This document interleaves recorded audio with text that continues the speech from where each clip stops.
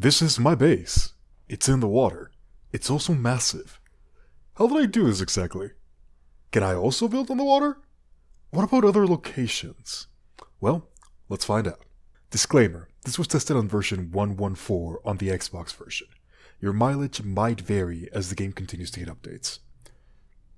So, for this, you'll need a couple of things.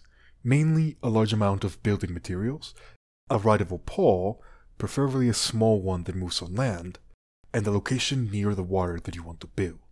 Slightly elevated locations or small hills makes this process a lot easier, so keep an eye out for those.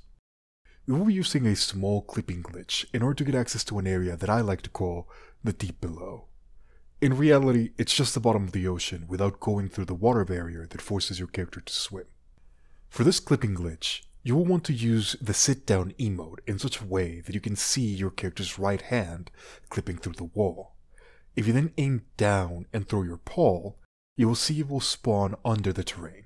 You can then ride said paw to go under the map yourself, and by then going off the edge near the water, you will see your character slowly descend under the water. Make sure that there is enough distance between you and the surface of the water, then dismount. The game will try to place you in the closest available land, aka the deep below. If it is not able to, it will drop you into the void. In most cases, you can just glide into the ground and enter that way, but depending on your location, it might take a couple tries. If you do this right, you will retain your ability to walk and place buildings, although certain features like riding paws and grappling hooks will become unstable. We really are not meant to be here after all. But here we are, so let's make the most out of it. By placing foundations here in the deep below, we can actually provide structural support for a building above the land. Since structural support is based on the number of foundations, I recommend that you take your time and place as many foundations as you can, since each foundation you manage to place down here will result in additional land that we can build out in the sea.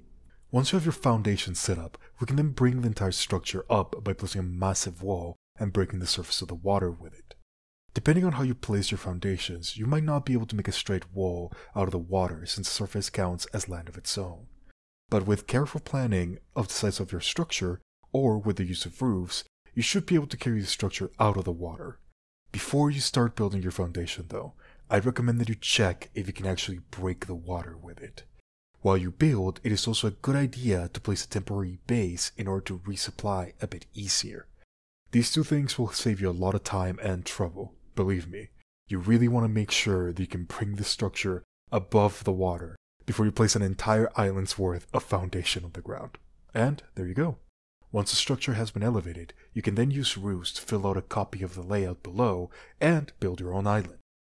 By far, the hardest part of this glitch is to go into the sea, followed by actually finding a good spot where you can place foundations. But with a bit of patience, you can achieve both at a reasonable rate. I hope this has helped you out and given you some ideas on how to build amazing bases. This is MrPortals, out.